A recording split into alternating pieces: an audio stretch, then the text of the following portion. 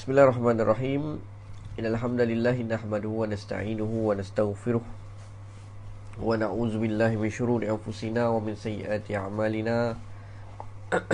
May yahdihillahu fala mudilla lahu wa may yudlilhu fala hadiya lahu. Asyhadu an la ilaha illallah wa asyhadu anna Muhammadan abduhu wa rasuluhu, amma ba'd. Qala rabbi shrah lana sudurana wa yassir lana umurana wa hlul 'uqdatam min alsinatina yafqahu aqwalana. Subhanaka la ilma lana illa ma 'allamtana innaka antal alimul hakim wa la haula wa la quwwata illa billahil aliyyil azim. Allahumma nawwir bi kitabika absarana wa atlik bihi alsinatina washrah bihi sudurana wasta'mil bihi ajsadana bihaulika wa quwwatika fa innahu la haula wa la quwwata illa bika ya arhamar rahimin. Amin. Alhamdulillah, pertama ni kita bersyukur pada Allah Subhanahu wa taala. Dengan limpah dan rahmatnya, kita masih lagi berada di atas muka bumi Allah Subhanahu wa ta'ala di pagi hari Jumaat yang penuh barakah ini. Pagi kita penuh barakah, hari Jumaat, hadis-hadis Nabi SAW banyak menganjurkan tentang amalan-amalan di hari Jumaat tidak pernah berubah. Yang hanya berubahnya mungkin suasana yang berada sekeliling kita. Jadi jangan sebabkan kerana suasana kita tidak mengejar fadilat-fadilat yang besar, kita tidak mengambil kesempatan daripada hari yang penuh barakah ini, iaitu hari Jumaat. Jadi sebab itu perlu kita ingatkan diri kita dan kita ingatkan para ahli keluarga kita dan para sahabat kita, iaitu pada pagi Jumaat ini yang penuh barakah ini, eloknya kita mulakan hari kita dengan Al-Quran. Kita ada tema kita iaitu mulakan harimu dengan Al-Quran. Yang mana saya sebut tadi apa? Jumaat tidak pernah berubah fadilat dan juga keistimewaannya dan juga amalan-amalan terdapatnya. Maka yang berbezanya hanyalah suasana. Jangan kerana kita merasakan kita keadaan yang sedang bercuti, keadaan kita sedang perintah terkawal, menyebabkan kita tidak mengejar kebaikan-kebaikan yang terdapat di dalam di dalam hari Jumaat yang ada pada hari ini. Baik, juga tuan-tuan, kita bersyukur pada Allah Subhanahu wa taala, Tuhan berikan kita nikmat kesihatan juga nikmat masa lapang. Sehingga saat dan ketika ini kita masih lagi dapat meneruskan pengajian kita daripada kisah-kisah kaum salaf bersama dengan Al-Quran. Dan saya ingat sebagaimana kita telah pun melepasi banyak daripada kalangan para sahabat-sahabat Nabi SAW, pagi ini insyaAllah kita akan masuk kepada satu kumpulan yang baru, iaitu kumpulan kita bersama dengan para tabi'in. Para tabi'in, sahabat telah kita selesai, dan kita pun sekarang sedang berada dalam satu kumpulan yang baru, iaitu kumpulan tabi'in. Sebelum kita teruskan tentang kumpulan tabi'in ini, ada pun saya ingat mungkin ada orang yang baru mendengar ataupun yang telah lama kita dengar. Kita dah mungkin tinggalkan bidang ini, ataupun kita pun dah lama tak baca pasal tabi'in. Sebelum kita teruskan tentang kisah tabi'in, ada pun lebih baik kita berkenalan. Siapakah at-tabi'in? Okey, pengertian at-tabi'in. Hari ini kita masuk tabi'in. Sahabat dah tahu dah, sahabat itu mereka bersama dengan Nabi kita Muhammad SAW. Islam di zaman Nabi dan wafat juga dalam keadaan Islam. Tabi'in pula siapa? Tabi'in. Tabi'in dalam satu definisi, at-tabi'i man laqiya wahidan minas sahabi fa aktsar. Kata definisi tersebut, iaitu orang yang bertemu dengan seorang sahabat Nabi ataupun lebih. Tabi'in ni siapa? Orang yang pernah bertemu dengan sahabat Nabi SAW. Ataupun dalam kenyataan Ibn Hibban menjelaskan bahawa yang disebutkan dengan tabi'in, kan kita biasa baca sahabat dan tabi'in, lepas tu tabi'in. Siapa tabi'in? Tabi'in ialah orang yang pernah melihat sahabat ketika dalam umurnya yang masih hidup. Maksudnya dia pernah bertemu dengan para sahabat Nabi SAW semasa zaman hidupnya, dan juga dia menerima hadis daripada Nabi SAW. Dia menerima hadis daripada dia menerima hadis daripada sahabat Nabi kita Muhammad SAW, dan juga dia boleh menyampaikan hadis tersebut kepada orang lain, iaitu bermaksud dia sudah pun menjadi seorang yang mumayyiz. Faham? Iaitu Ibn Hibban dia kata apa, siapa tabi'in? Tabi'in iaitu orang yang pernah bertemu dengan para sahabat, pernah melihat sahabat tersebut, bertemu bersebuka depan-depan, dan kemudian kata ini dia mengambil hadis tersebut. Dalam masa yang sama dia sudah pun seorang mumayyiz, iaitu dia sudah matang untuk mengetahui itu adalah seorang sahabat, dan dia mampu untuk menyampaikan hadis tersebut kepada orang-orang lain. Bukan baligh, mumayyiz pun sudah mencukupi. Itulah definisi, kita kata apa, definisi seorang tabi'in. Baik, bilangan tabi'in berapa orang bilangan tabi'in? Para tabi'in kita kata tidak dapat kita hitung berapakah jumlah bilangannya. Berapa jumlah bilangan? Ada ulama yang membincangkan tentang berapakah bilangan para sahabat Nabi. Akan tetapi para tabi'in kita kata apa, tidak dapat dihitung jumlahnya, kerana setiap mereka yang kita kata apa dapat melihat seorang sahabat, maka digelar dengan gelaran tabi'in. Orang yang pernah melihat sahabat, maka kita kata apa, digelar sebagai tabi'in. Jadi kita kata sahabat Nabi SAW ni sangat ramai. Sahabat Nabi SAW sangat ramai. Kalau kita lihat sahabat Nabi SAW, hampir bilangannya mencecah 100,000 orang. Dan apakah sifat para sahabat ni? Sifat para sahabat, mereka selepas kewafatan Nabi kita Muhammad SAW, mereka keluar daripada kota Madinah dan tersebarlah mereka kepada seluruh pelosok dunia. Sampai kita tahu hari ini makam-makam para sahabat Nabi SAW ada merata-rata. Di Syam ataupun di Syria adanya makam siapa? Adanya makam Bilal bin Rabah. Ada kita kata di China, di Guangzhou, kita kata apa? Ada Sa'ad bin Abi Waqqas. Tuan-tuan bayangkan, kalaulah Sa'ad bin Abi Waqqas sampai ke China tersebut, dia telah pun mengislamkan orang, dan orang tersebut pernah belajar hadis daripada Nabi SAW, maka kita kata apa? Maka kita kata orang tersebut telah pun menjadi seorang yang digelar sebagai tabi'in. Jadi kita kata bilangan tabi'in kita tak dapat hitung berapa ramai jumlah tabi'in sebenarnya, kerana sahabat Nabi pun yang katanya lebih kurang dalam 100,000 orang telah meninggalkan Mekah, dan juga tersebar di seluruh kota ataupun tersebar di seluruh daerah yang berada di tanah Arab maupun di luar kota Arab.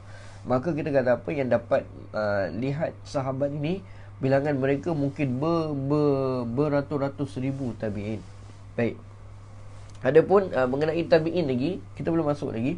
Al-Hakim Naisabur membahagikan tabi'in ni kepada 15 bahagian, 15 tingkatan, 15 tabaqat, iaitu tabaqat yang terakhir iaitu tabi'in yang bertemu dengan Anas bin Malik. Tabi'in yang dikatakan golongan yang terakhir sekali iaitu bertemu dengan golongan Anas bin Malik radhiyallahu an, iaitu daripada kalangan penduduk Basrah. Wallahu alam.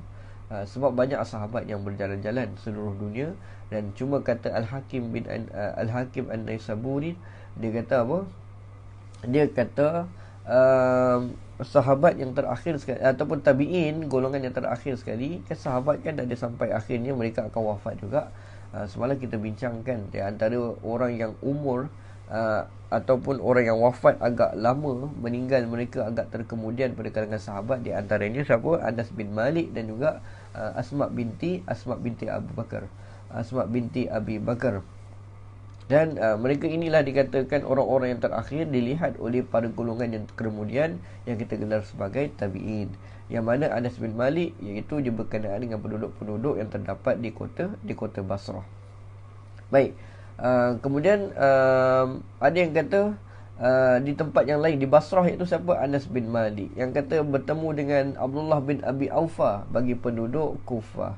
Mereka bertemu dengan Sa'id bin Yazid iaitu penduduk Madinah, dan mereka bertemu dengan Abdullah bin Haris daripada penduduk Mesir, dan juga mereka bertemu dengan Abu Humamah Al-Bajli daripada penduduk Syam.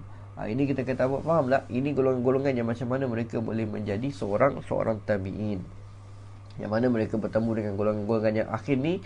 Katanya Anas bin Malik, Abdullah bin Aufa, Sa'id bin Yazid, Abdullah ibn Haris, Abu Humamah Al-Bajli, dan semuanya di tempat-tempat yang berbeza kita kata. Cuma ni kata tabaqat ataupun inilah kumpulan-kumpulan generasi terakhir yang dapat bertemu dengan para sahabat Nabi sallallahu alaihi wasallam. kita tak dapatlah, janganlah perasan jadi seorang tabi'in. Tapi kita perlu banyak berdoa, mudah-mudahan kita dikumpulkan di akhirat nanti bersama dengan para sahabat-sahabat Nabi kita Muhammad sallallahu alaihi wasallam. Para sahabat Nabi kita Muhammad sallallahu alaihi wasallam dapat berkumpul dengan mereka, sehingga antara hadiah yang terbaik yang diberikan oleh Allah Subhanahu wa taala kepada kita, kerana tempat para sahabat ini tentulah tempat-tempat yang terbaik, disebut oleh Nabi sallallahu alaihi wasallam dengan ganjaran-ganjaran yang khusus kepada mereka. Dapat dengan terompah dapat dengan terompah Bilal di dalam syurga, dapat ada kebun tamar yang besar yang diberikan kepada Abu Dahdah, dan banyak lagi lah ganjaran-ganjaran diberikan kepada mereka ni, terutamanya golongan-golongan yang telah dijamin 10 orang masuk syurga. Mudah-mudahan kita tak dapat temu jadi seorang tabi'in di atas dunia, kita dapat bertemu dengan mereka, suatu mereka berada di hari akhirat nanti, ditempatkan kita di kalangan orang-orang yang beriman bersama para sahabat. Amin. Dan juga di kalangan para tabi'in ni ada mungkin perbezaan para ulama yang mengatakan tabi'in mana yang lebih besar, tabi'in mana yang lebih utama, tabi'in lama yang lebih utama. Saya ingat perbincangan ni lebih mendalam dalam bidang hadis. Orang yang belajar dalam bidang hadis, mereka akan belajar khusus tentang tabi'in. Suatu masa dulu saya pernah belajar bidang saya, bidang Quran dan hadis, iaitu perlu kita mengetahui, iaitu kita kata apa, keutamaan siapakah yang terdapat dalam bidang hadis ini, ataupun dalam bidang hadis lah, tabi'in mana yang lebih utama. Sebab inilah yang akan menentukan kekuatan dan juga kita kata sesuatu keyakinan kita terhadap satu perawi hadis Nabi kita Muhammad sallallahu alaihi wasallam. Jadi para ahli hadis mereka berbeza pendapat dalam menentukan siapakah yang paling utama daripada kalangan tabi'in.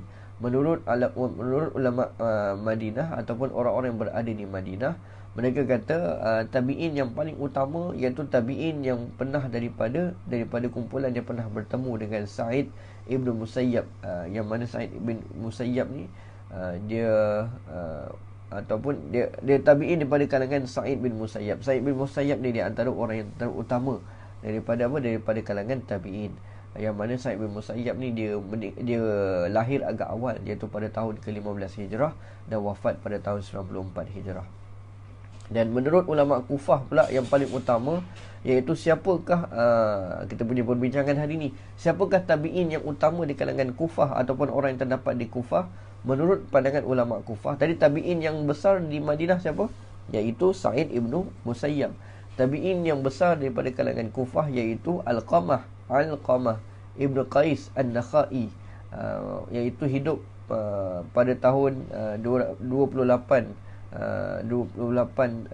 Hijrah sehinggalah tahun 28 sebelum Hijrah sehinggalah tahun 62 Hijrah. Jadi dia hidup awal pada zaman Nabi SAW, dia masih ada. Kenapa dia tak Islam, tuan-tuan? Dia akan masuk kisah selepas ini. Kenapa Alqamah ibnu Qais An-Nakhai tidak dikira sebagai seorang sahabat Nabi SAW. Dan juga Al-Aswad ibnu Yazid An-Nakhai tahun 75 Hijrah. Ni orang-orang di Kufah terkenal sebagai tabi'in yang besar. Dan menurut pandangan ulama Basrah pula, iaitu yang paling terkenal di kalangan tabi'in daripada Basrah, iaitu siapa? Hasan Al-Basri. Basri merujuk kepada satu tempat nama dia Basrah jadi Basri, Malaysia, Malizi. Jadi Basrah. Jadi Hasan Al-Basri iaitu tabi'in yang besar menurut para ulama hadis daripada kalangan orang-orang di Basrah. Sedangkan menurut ulama-ulama di Mekah, tabi'in yang besar iaitu siapa? Atha ibn Rabah.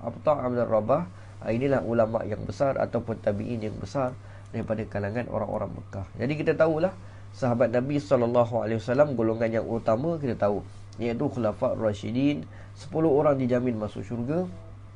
Dan semua sahabat Nabi itu sahabat yang terutama. Dan selepas zaman sahabat adanya zaman tabi'in yang kita bincangkan, iaitu mereka di antara yang besar tabi'in yang kira di antara orang-orang yang terutama dalam kalangan tabi'in siapa? Iaitu Sa'id ibn Musayyab, Alqamah ibn Qais ataupun Ibnu Qais An-Nakhai, ataupun Al-Aswad ibn Yazid An-Nakhai, ataupun daripada Basrah wakilnya tabi'in yang besar siapa? Hasan Al-Basri. Dan daripada Mekah siapa? Daripada Mekah iaitu Atha ibnu Abi Rabah. Baik. Tuan-tuan dan puan Allah Subhanahu wa taala telah mengenali siapa tabi'in, siapakah tabi'in. Lalu hari ini kita ambil satu lagi contoh tokoh yang besar yang memberikan kita iktibar daripada kalangan tabi'in. Daripada kalangan tabi'in telah kita selesai generasi pada sahabat, dan insya-Allah hari ini kita akan masuk seorang daripada kalangan tabi'in yang mana dia mempunyai kita kata apa, mempunyai ketokohan yang besar dalam bidang Al-Quran, dalam bidang Al-Quran. Jadi tak lari daripada tema kita. Mulhaq kita ni mulakan harimu dengan Al-Quran, iaitu kita membincangkan tentang kisah kaum salaf bersama dengan Al-Quran. Jadi tuan-tuan fahamlah, tabi'in ini termasuk di kalangan para salaf juga, para orang-orang yang terawal yang bersama dengan Nabi dan juga para sahabat Nabi kita Muhammad sallallahu alaihi wasallam. Baik, perbincangan kita siapa pagi ni, iaitu nama dia Alqamah Ibnu Qais An-Nakhai. Alqamah Ibnu Qais An-Nakhai. Alqamah bin Qais An-Nakhai iaitu seorang yang wafat pada tahun 61. Dikatakan wafat pada tahun 61 Hijrah, ataupun bersamaan dengan 680 Masihi. Dia seorang tabi'in yang senior, kibarut tabi'in, seorang tabi'in yang senior, orang yang hebat dalam bidang fiqh dan juga bidang ahli tafsir, yang mana nama dia sangat terkenal di Kufah.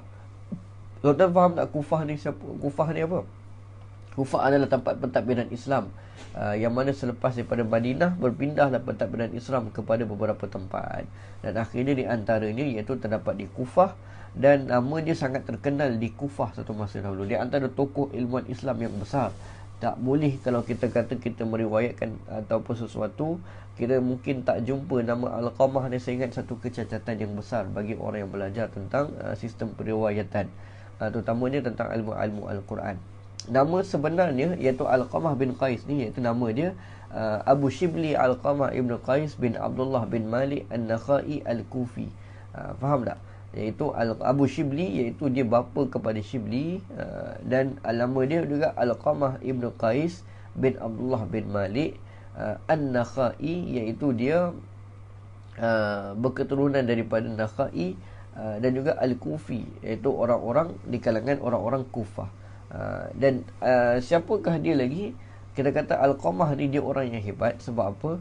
Dia adalah seorang murid terkemuka daripada Abdullah Ibn Mas'ud. Seorang murid terkemuka daripada siapa? Abdullah Ibn Mas'ud. Abdullah Ibn Mas'ud ni siapa? Saya ingat ulang balik video sebelum ni ada telah kita ceritakan Abdullah Ibn Mas'ud, iaitu mungkin kita kata apa, admin boleh bantu bagi link Abdullah Ibn Mas'ud nanti di komen. Jadi siapa kita kata Alqamah Ibn Qais ni adalah seorang anak murid yang besar daripada tokoh sahabat Nabi SAW yang sangat berautoriti dalam bidang Al-Quran. Jadi kita kata apa, dia punya susunan susu galon dia sangat kuat. Nabi SAW sendiri pernah memuji siapa? Pernah memuji Abdullah Ibn Mas'ud. Dan tuan-tuan, anak murid yang besar pula daripada kalangan sahabat Nabi yang besar ini, iaitu Abdullah Ibn Mas'ud, iaitu nama dia Alqamah Ibn Qais. Dan dia dikatakan lahir tidak lama sebelum wafat Nabi kita Muhammad sallallahu alaihi wasallam. Dia lahir sebelum kewafatan Nabi kita Muhammad sallallahu alaihi wasallam, tapi beliau seorang, kita kata apa dalam gelaran kita, seorang mukhadram, iaitu beliau digelar sebagai mukhadram ni bermaksud dia hidup pada zaman Nabi, tetapi dia tidak dikira sebagai seorang sahabat. Sebab apa? Ketika zaman Nabi sallallahu alaihi wasallam masih hidup, beliau berada di Kufah, dan dia tidak pernah masuk Islam dan bertemu dengan Nabi kita Muhammad sallallahu alaihi wasallam. Tidak pernah bertemu dengan Nabi kita Muhammad sallallahu alaihi wasallam sewaktu Nabi masih hidup. Dia pergi melawat ziarah Nabi dia lah. Tapi dia pernah bertemu dengan sahabat Nabi yang besar, iaitu Abdullah Ibn Mas'ud. Jadi tidaklah menjadikan dia seorang sahabat, akan tapi beliau seorang, kita kata apa, seorang tabi'in yang besar. Dan pernah keluar daripada Kufah untuk mencari ilmu dan berjihad. Dia pernah keluar daripada Kufah, tempat hidupnya tersebut, untuk pergi berjihad dan menuntut ilmu. Setelah lama dia menuntut ilmu, maka dia kembali berguru. Dia menetap di Kufah dan kembali berguru dengan Ibn Mas'ud radhiyallahu an. Tuan-tuan ingat lagi bagaimana Umar Ibn Al-Khattab menghantar Ibn Mas'ud untuk pergi mengajar ilmu-ilmu Al-Quran, sehingga diminta untuk membesarkan ataupun minta untuk diberikan ruang yang besar kepada Abdullah bin Mas'ud untuk mengajar Al-Quran. Di komen tu ada kisah kaum salaf bersama Al-Quran. Abdullah bin Mas'ud radhiyallahu an guru kepada siapa? Alqamah bin Qais An-Nakhai. Baik. Jadi Ibnu Mas'ud mengajar Al-Quran di Kufah, dan juga Alqamah menguasai ilmu tersebut. Maka selepas itu ramailah para ulama lain pula belajar fiqh, belajar Al-Quran daripada tokoh yang terkenal ini, iaitu Alqamah Ibnu Qais. Baik. Alqamah termasuk ahli utama dalam majlis ilmu Ibnu Mas'ud. Dia menyampaikan dan mengajarkan hadis kepada para sahabat Nabi SAW dan khalayak lainnya. Menurut kitab Tahzibut Tahzib dan Tarikh Al-Baghdadi, disebutkan bahawa Alqamah ni dia memang orang yang pandai, dan dia ni siqah, iaitu orang yang boleh dipercayai, wara' berlaku taat beribadat, dan bacaan Al-Quran dia bentu. Tuan-tuan, kita punya bincangan kita tentang Al-Quran, Alqamah ini mempunyai suara yang merdu. Suara yang merdu. Dia beza suara merdu sekarang. Suara merdu sekarang tentulah kita kata orang-orang yang orang-orang yang sedap suaranya pada hari ini, baguslah, sedap. Tapi ni kita beza, ni kita kata apa? Alqamah ni mendapat bacaan Al-Quran daripada seorang sahabat, dan kita kata apa? Lepas sahabat terus dapat bacaan tersebut daripada Nabi kita Muhammad sallallahu alaihi wasallam. Masuk daripada sanad bacaan dia Jibril, Nabi, Abdullah bin Mas'ud, lepas tu Alqamah Ibnu Qais. Jadi merdu, dan juga kita kata tentu bacaan dia berkualiti kerana berguru dengan orang yang dekat dengan Nabi kita Muhammad sallallahu alaihi wasallam. Ia begitu, ataupun Alqamah ini begitu diakui keilmuannya, bahkan beberapa sahabat Nabi SAW sendiri pernah meminta fatwa daripada Alqamah Ibnu Qais ini. Ia meriwayatkan hadis yang banyak, terutamanya daripada Umar Ibn Khattab. Pernah riwayatkan hadis daripada Umar Ibn Khattab, pernah bertemu dengan Umar Ibn Khattab. Dia pernah bertemu dengan Uthman Ibn Affan. Dia pernah bertemu dengan Ali bin Abi Talib. Dan tentulah dia sendiri banyak bertemu dengan Abdullah bin Mas'ud, murid utama Abdullah bin Mas'ud, dan juga dia pernah bertemu dengan Aisyah radhiyallahu anha. Alqamah dia pernah bertempur dalam proses pembebasan ketika perang di Khurasan, serta kemudian ketika berlaku pergolakan di antara Ali dan Muawiyah, beliau menyokong Ali bin Abi Talib dalam peperangan Siffin. Dan juga ketika memerangi golongan-golongan Khawarij, iaitu orang-orang yang melampau dalam agama. Kisah Khawarij ini tuan-tuan boleh rujuk di dalam kisah Sayyidina Uthman Ibn Affan dan dalam kisah Ali bin Abi Talib. Okey, admin boleh bagi komen lagi, admin, kan, iaitu kisah Uthman Ibn Affan dan kisah Ali bin Abi Talib. Bagi siapa yang ingin mengetahui apakah ciri-ciri Khawarij pelampau dalam agama, yang mana kita tahu mereka ini, Khawarij ini, orang-orang yang bukan tak ada ilmu, tapi orang yang ada ilmu, cuma mereka ini agak melampau, ataupun mereka ni agak ekstrim dalam beragama. Jadi Alqamah kita kata apa? Murid besar kepada Abdullah bin Mas'ud, yang mempunyai suara yang merdu dalam membaca Al-Quran. Okey. Kemudian banyaklah pujian-pujian ulama lain kepada Alqamah ni, seorang tabi'in ni. Bagi yang baru masuk, kita ucapkan selamat datang, selamat pagi. Alhamdulillah, pagi Jumaat kita seperti mana biasa. Walaupun suasana yang berbeza, tapi tetap mengajar fadilat ataupun mengajar ganjaran yang besar di waktu pagi hari lagi. Kita bincangkan tentang tabi'in. Jadi tabi'in ni di awal-awal ni setelah saya jelaskan siapakah tabi'in ini. Mereka bukan sahabat Nabi. Sahabat pernah bertemu dengan Nabi. Tabi'in ni iaitu orang yang pernah bertemu dengan para sahabat Nabi kita Muhammad sallallahu alaihi wasallam, dan juga kehebatan mereka juga diakui ataupun mereka juga diberikan pengiktirafan dan kemuliaan oleh Nabi kita Muhammad sallallahu alaihi wasallam. Mana-mana hadis Nabi sallallahu alaihi wasallam yang menyebutkan Nabi kata apa? Sebaik-baik kurun adalah kurunku, kurun selepasku, kurun selepasnya, dan kurun selepasnya. Itu siapa? Kurun yang terbaik, iaitu kurun daripada zaman Nabi. Nabi itu kurun yang terbaik. Ni daripada Adam AS sampailah akhir zaman. Kurun yang terbaik adalah kurun zaman Nabi. Selepas itu zaman para sahabat, lepas itu zaman para tabi'in, dan kemudian para tabi'in. Ini cerita kita dah masuk tentang tabi'in tadi. Baik, tak apa, nanti tuan-tuan tengok balik di video yang awal bagi siapa yang baru masuki FB Live ini. Baik. Dan tentang Alqamah lagi, kita perbincangan kita banyak pujian ulama kepada Alqamah ini. Ibnu Al-Madini berkata, tidak ada seorang pun dari kalangan sahabat yang mempunyai sahabat-sahabat yang hafal wahyu pada zaman Nabi kita Muhammad sallallahu alaihi wasallam dan melaksanakan perkataannya dalam fiqh kecuali 3 orang. Sahabat yang dipuji daripada sudut penerimaan dan juga pengamalan fiqh mereka, iaitu ada 3 orang. Yang pertama Zaid bin Sabit, yang kedua Ibnu Mas'ud, Abdullah Ibnu Mas'ud, yang ketiga siapa? Ibnu Abbas. Ini 3 orang sahabat Nabi SAW yang banyak dipuji oleh orang-orang ahli Madinah, iaitu mereka yang banyak mendapat ilmu daripada Nabi. Kemudian amalan mereka memang kita kata apa, superb lah. Dan juga mereka ini mempunyai ilmu fiqh yang tinggi. 3 orang tadi, siapa? Zaid bin Sabit, Abdullah Ibnu Mas'ud dan juga Abdullah Ibnu Abbas. Abdullah banyak kan. Baik. Sedangkan orang yang paling tahu tentang Ibnu Mas'ud, anak murid daripada Ibnu Mas'ud tu, dikatakan orang paling utama mendapat ilmu daripada Nabi, anak murid dia siapa? Iaitu Al-Qamah. Anak murid Ibnu Mas'ud ni Al-Qamah yang terutamanya. Yang kedua namanya Abidah, yang ketiga nama dia Al-Haris. Ini anak-anak murid kepada Ibnu Mas'ud. Saja saya ulangkan perkara ini supaya tuan-tuan nampak, ini adalah antara kita kata apa, satu susul galur yang besar, yang kita kata apa, satu susul galur yang dekat dengan Nabi kita Muhammad sallallahu alaihi wasallam. Al-Qamah, Ibnu Mas'ud, Nabi kita, dan Nabi mendapat ilmu daripada Allah Subhanahu wa taala.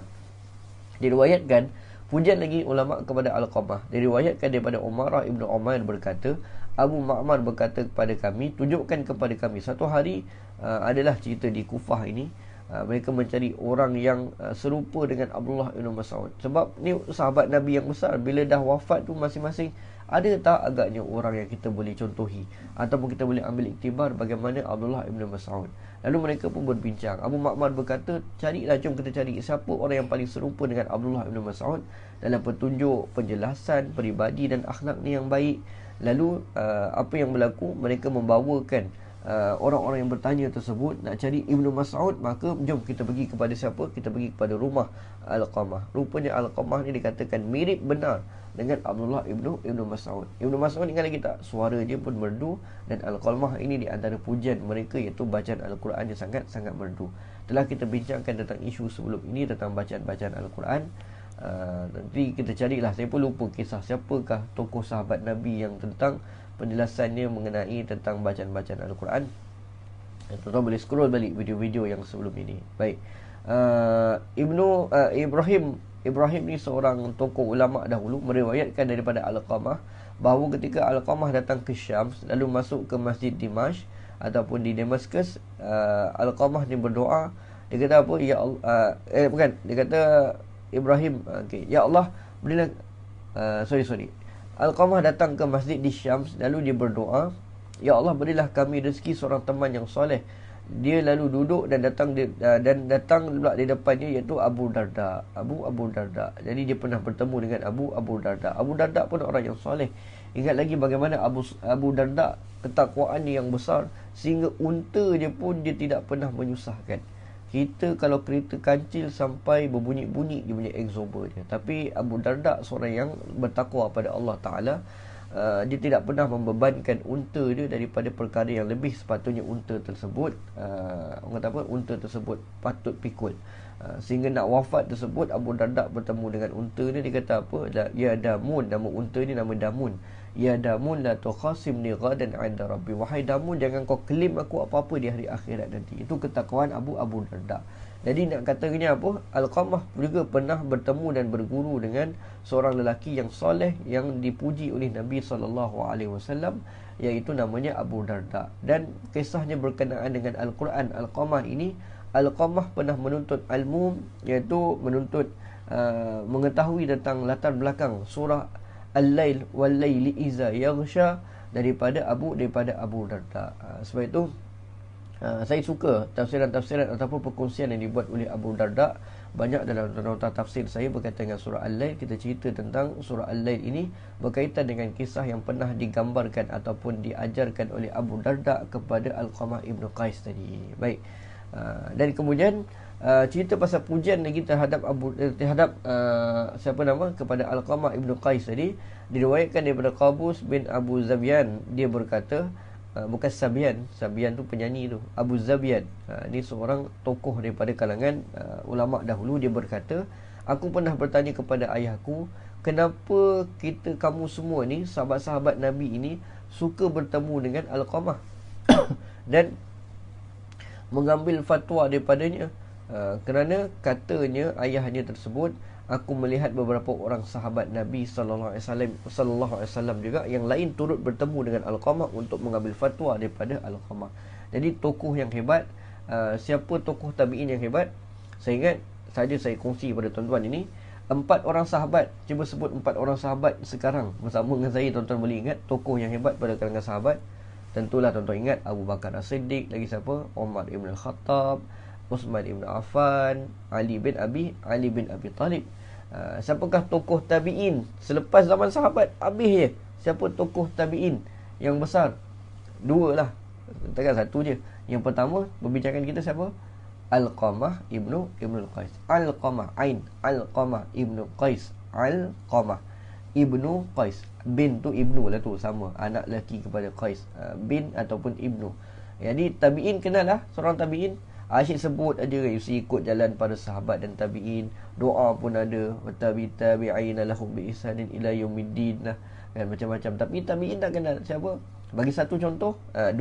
Yang pertama Alqamah Ibnu Qais. Yang kedua siapa tuan-tuan? Ambillah seorang, Hasan Al-Basri. Ada pun banyak lagi atas tadi kan, Sa'id Ibn Musayyab dan sebagainya. Tak apalah, tuan-tuan boleh rujuk balik nota kita ataupun video kita ini nanti di awal-awal nanti. Mudah-mudahan saya ingat bertambahlah ilmu kita pada pagi ini untuk mengenali orang-orang yang tokoh-tokoh dipuji oleh Nabi kita Muhammad sallallahu alaihi wasallam zaman-zaman mereka. Jadi kisah lagi tentang Alqamah Ibn Qais lagi, iaitu tentang suara yang merdu. Beliau mempunyai suara yang merdu. Alqamah Ibn Qais ini, Arab ni merdu dia lain. Apatah lagi mereka yang mendapat Al-Quran yang dekat dengan Nabi kita Muhammad sallallahu alaihi wasallam seperti mana Alqamah Ibn Qais ini.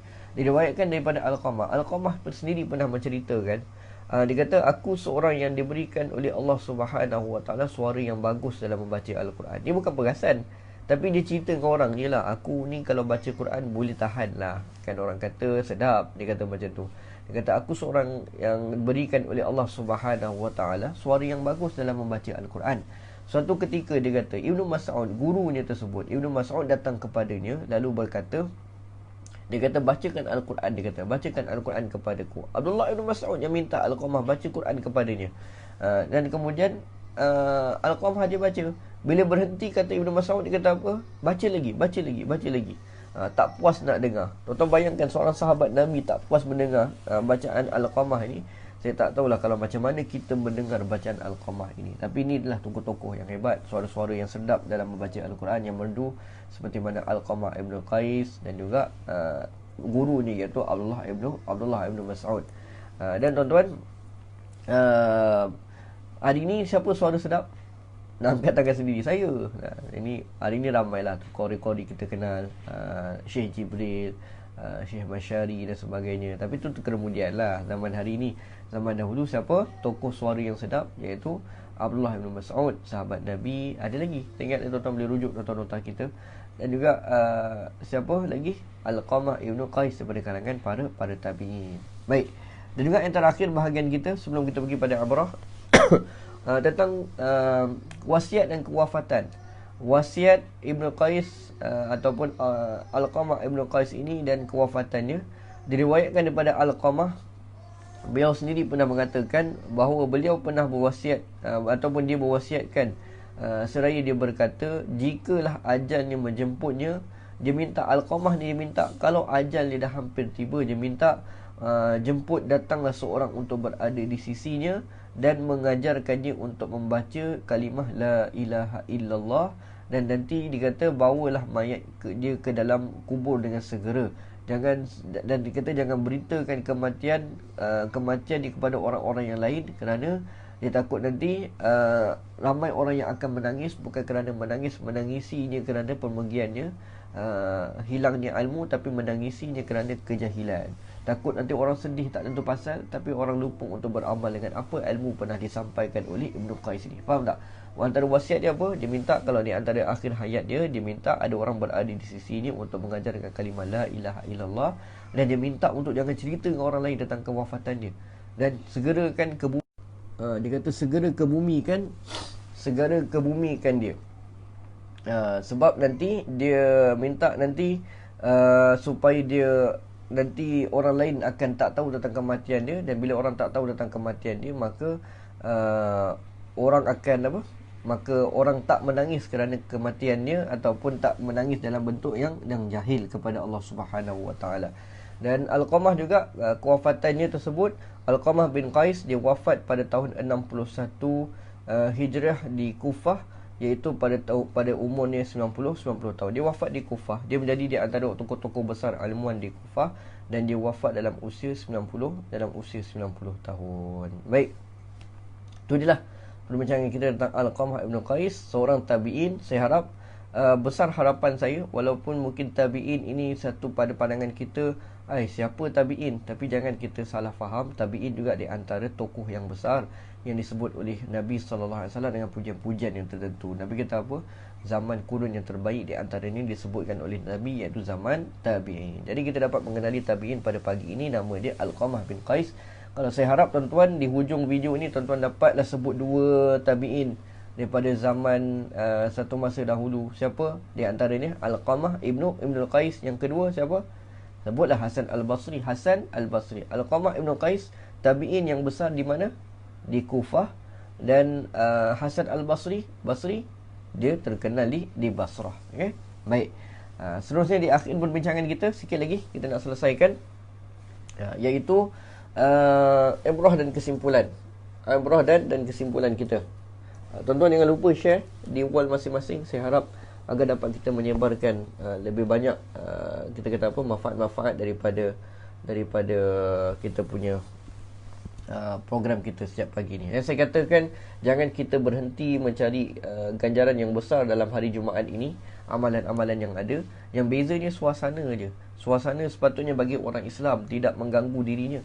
Kerana apa? Orang Islam walau apa keadaan pun dia tahu setiap hari adalah perkara yang lebih baik untuknya daripada hari yang semalam. Semalam ada masalah, ada ujian, pagi ni dia tetap sama je. Dan semakin baik dia lakukan sesuatu kepada Allah Subhanahu Wa Taala. The rest urusan dia tentang hal-hal yang lain, dia yakin bahawa Allah Taala tahu untuk menguruskan apa yang terbaik untuknya. Baik. Jadi tuan-tuan, kita pergi pada amrah dan kesimpulan. Jangan lupa nanti untuk share tuan-tuan kita punya program kita ini. Mudah-mudahan hari ni hari Jumaat, kita usahalah apa yang terbaik. Satu masa daripada hari yang mulia ini, iaitu hari Jumaat, Allah Subhanahu Wa Taala akan mengangkat doa-doa kita. Jadi sebaik itu untuk nak buat doa kita, lakukan amal-amal, sebarkan kebaikan juga. Okay, baik. Amrah dan kesimpulan kita, pengajaran-pengajaran yang boleh kita ambil, iaitu yang pertama, pengajaran yang boleh kita ambil selain daripada zaman sahabat, kita juga disarankan untuk mengenali dan mengikuti para tabi'in, sebagaimana sesuai dengan pujian Nabi SAW, iaitu mengenai hadis sebaik-baik kurun. Jadi selepas pada sahabat, saya ingat penting juga untuk kita mengetahui siapa para tabi'in bagi kita mengikuti jalan-jalan mereka. Di antaranya tabi'in kita bincang pada pagi ini. First tabi'in kita bincang daripada proses PKP ini. Tak ada kita fikir pun, tak pernah saya terfikir nak buat video macam ni tuan-tuan, untuk belajar balik sirah para sahabat dan para tabi'in. Tapi saya boleh buat video pula untuk kita berkongsi satu sama lain di antara kita. Tak apalah. Jadi dapatlah kita kenal iaitu seorang sahabat Nabi. Jadi daripada zaman sahabat, kita ikut juga apa yang telah disampaikan oleh Nabi, kurun yang terbaik, iaitu perlu juga kita mengenali para tabi'in, orang yang pernah bersama dengan para sahabat Nabi kita Muhammad SAW. Yang kedua, iktibar kita ataupun ibrah kita, iktibar dari seorang tokoh yang hebat iaitu Alqamah. Kita mestilah mencontohi sifat sungguh-sungguh beliau dalam menuntut ilmu dan sentiasa manfaatkan peluang yang ada dalam mendalami ilmu, terutamanya ilmu Al-Quran. Jadi jadilah seperti mana Alqamah, yang mana beliau sangat bersungguh-sungguh menuntut ilmu, dan beliau juga sentiasa mencari peluang yang baik untuk bertemu dengan tokoh-tokoh ilmuwan yang ada bagi mendapatkan ilmu. Jadi kejarlah orang-orang alim, minta doa daripada dia, minta ilmu daripada dia, minta nasihat daripada dia. Walaupun dia duduk makan diam, dia senyum je, tak apalah. Sampai kita balik terfikir-fikir, kenapa tak nak cakap dengan kita. Tapi fikir perkara-perkara yang baik, ambil iktibar daripada ilmu-ilmu yang pernah disampaikan. Seperti mana Alqamah tidak pernah melepaskan peluang untuk bercakap dengan para sahabat-sahabat Nabi kita Muhammad SAW untuk mencari ilmu. Yang ketiga, akhlak dan juga ibrah kita apa? Akhlak dan sifat guru memainkan peranan yang besar dalam melahirkan murid yang hebat. Faham tak? Akhlak dan sifat guru memainkan peranan dan juga melahirkan kita kata apa, satu faktor yang penting dalam melahirkan murid yang hebat. Sebagaimana kisah yang kita ambil daripada Abdullah ibn Mas'ud dan Alqamah ibn Qais ini. Abdullah ibn Mas'ud guru yang hebat, maka lahirlah murid yang juga hebat. Hebatnya bukan setakat ilmu, tapi kita nampak ketakwaannya, mewarisi ketakwaan yang dibawa oleh Abdullah ibn Mas'ud satu masa dahulu. Jadi tuan-tuan, hampir selesai kita perbincangan kita daripada kisah seorang tabi'in, iaitu Alqamah ibn Qais ini, seorang tokoh yang besar daripada kalangan para tabi'in yang dia menetap di Kufah, belajar bersama dengan Abdullah ibn Mas'ud, ketokohan dalam bidang Al-Quran yang tidak dinafikan, juga mempunyai suara yang melantunkan ayat-ayat dalam melantunkan ayat-ayat Al-Quran. Baik, tuan-tuan dan puan-puan mata Allah Subhanahu wa taala, saya ingat kita sampai di situ sahaja, kerana saya pun ada urusan-urusan yang lain. Saya ingat setakat itu, yang baik tu saya kira datang daripada Allah Subhanahu wa taala. Yang lemah tu datang daripada diri saya sendiri. Jangan lupa kongsikan, dan juga tuan-tuan boleh ulang kaji nota-nota ataupun melalui video-video yang telah kita rakam sebelum ini, FB Live. Tuan-tuan boleh lihat semula, boleh lihat semula, kita kata apa, video-video yang lalu, dan telah pun dikongsi oleh admin di ruangan komen tersebut. Tuan-tuan, kita akhiri pertemuan kita pada pagi ini dengan baca doa bersama-sama. A'udzubillahi minasyaitonirrajim. Bismillahirrahmanirrahim. Alhamdulillahirabbil alamin, hamdan yuwafi ni'amahu wa yukafi mazidah. Ya Rabbana lakal hamdu kama yanbaghi li jalali wajhikal karim wa 'azimi sultanik. Ya Allah, ya Tuhan kami, berikanlah kami redha-Mu ya Allah, masukkanlah kami ke dalam syurga-Mu ya Allah, jauhilah kami semua daripada azab api neraka. Ya Allah, ya Tuhan kami, ampunlah dosa-dosa kami ya Allah, ampunlah dosa kedua ibu bapa kami ya Allah. Kasihanilah mereka sebagaimana mereka masih kami daripada kecil hingga kini. Ya Allah, tunjukilah kami jalan yang lurus, iaitu jalan orang yang beroleh nikmat, bukan jalan orang yang dimurkai, dan bukan pula jalan orang-orang yang sesat. Ya Muqallibal Qulub, wahai Tuhan yang membolak-balikkan hati, tetapkanlah hati kami dalam agama-Mu dan syariat-Mu. Ya Allah, matikanlah kami dalam keadaan husnul khatimah, dan Kau matikan kami dalam keadaan su'ul khatimah. Rabbish anna muqimas salah min zuriyatina Rabbana wa taqabbal du'a. Ya Allah, jadikanlah diri kami kalangan orang-orang yang mendirikan solat serta di kalangan zuriat kami. Rabbana hablana min azwajina wa zurriyyatina qurrata a'yun waj'alna lil muttaqina imama. Rabbana atina fid dunya hasanah wa fil akhirati hasanah wa qina azabannar. Wa sallallahu ala sayidina Muhammad walhamdulillahi rabbil alamin. Taqabbalallahu minkum. Sekat tu saja, kita bertemu lagi pada pagi esok di FB Live kita jam 7 pagi. Aqulu qawli hadza wa astaghfirullahal azim li wa lakum. Assalamualaikum warahmatullahi taala wabarakatuh.